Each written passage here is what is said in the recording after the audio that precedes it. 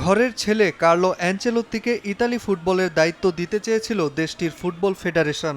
জোর আলোচনা শেষে অ্যানচেলোত্তি ফিরিয়ে দেয় সে প্রস্তাব। দায়িত্ব নেয় ব্রাজিলের হেক্সা পূরণের। 2030 বিশ্বকাপ পর্যন্ত সেলেসাওদের দায়িত্বে আছেন অ্যানচেলোত্তি। তবে বিশ্বকাপ ব্যর্থতার পর অ্যানচেলোত্তিকে অব্যাহতির দাবি জানিয়েছে অনেক ব্রাজিলিয়ান কিংবদন্তি ফুটবলার। শেষ পর্যন্ত ব্রাজিল ছাড়লে ইতালি কোচের দায়িত্বেও দেখা যেতে পারে তাকে। তবে অ্যানচেলোত্তির আশায় বসে নেই ইতালিয়ানরা। ক্লাব ফুটবলের আরেক বড় নাম পেপ গার্দিওলাকে কোচিং প্যানেলে আনতে দৌড়ঝাঁপ শুরু করেছে চারবারের বিশ্ব চ্যাম্পিয়নরা। পরপর 3 বিশ্বকাপ খেলতে পারেনি ইতালি। এবার যে কোনো মূল্যে এই অভিশপ্ত খরা কাটাতে চায় দেশটির football federation.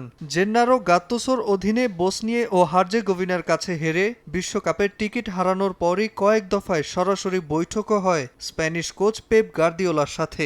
Optical ব্রাইটেনার, colour guard এবং জার্ডলক সমৃদ্ধ অ্যাডভান্স ফর্মুলায় এলো নতুন রে ডিটারজেন্ট পাউডার। তবে শেষ মুহূর্তে ঝুলে যায় চুক্তি। বাদ সাধে গার্দিওলার উচ্চ বেতন, এমনটাই দাবি ইউরোপিয়ান গণমাধ্যমের। গার্দিওলা প্রতি মৌসুমে 20 মিলিয়ন ইউরো বেতন দাবি করেছে ইতালিয়ান ফুটবল ফেডারেশনের কাছে। আগের কোচ থেকে প্রায় 10 গুণ বেতন দাবি করেছে স্প্যানিশ এই মাস্টার মাইন্ড, যা দেশটির ফুটবলের বার্ষিক বাজেটের অর্ধেক। গত মৌসুম শেষে ম্যানচেস্টার সিটির দায়িত্ব ছেড়ে নতুন ঘর খুঁজছেন গার্দিওলা নিজেও। ক্লাবটির হয়ে 6টি প্রিমিয়ার লিগ, 3টি এফএ কাপ, 5টি লিগ কাপ এবং একবার জিতেছেন চ্যাম্পিয়ন্স লিগ। এর আগে বার্সেলোনা ও বায়ার্ন মিউনিখের ডাগআউট সামলিয়েছেন পেপ।